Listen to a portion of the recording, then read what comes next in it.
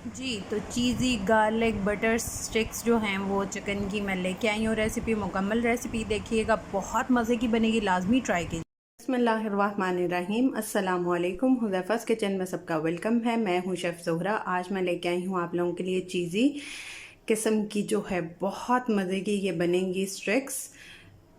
इसी creamy garlic sticks बनाएंगे जो कि बेहद आसान है। रेस्टोरेंट में जिस तरह आपको सर्व की जाती है उसी तरह आप लोगों को सिखाऊंगी। तो सबसे पहले हमने ब्लेंड करना है सारी चीज़ों को। इसमें हम डाल देंगे ब्रेड क्रम्स भी आप यूज़ कर सकते हैं, मैं ब्रेड यूज़ कर रही हूँ। ठीक है, ये ऐड कर देंगे। बिस्मिल्लाह।